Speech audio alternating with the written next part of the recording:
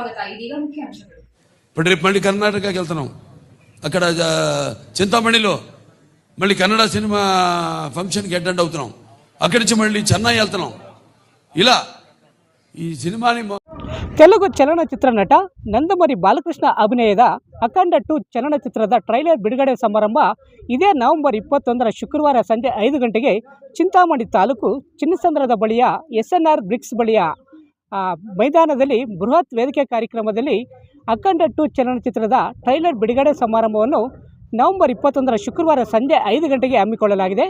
ಈ ಕಾರ್ಯಕ್ರಮದಲ್ಲಿ ತೆಲುಗು ಚಲನಚಿತ್ರ ನಟ ನಂದಮುರಿ ಬಾಲಕೃಷ್ಣ, ಕನ್ನಡ ಚಲನಚಿತ್ರ ನಟ ಶಿವರಾಜ್ ಕುಮಾರ್ ಸೇರಿದಂತೆ ಮತ್ತಿತರ ಚಲನಚಿತ್ರ ನಟರು ಭಾಗವಹಿಸಲಿದ್ದಾರೆ.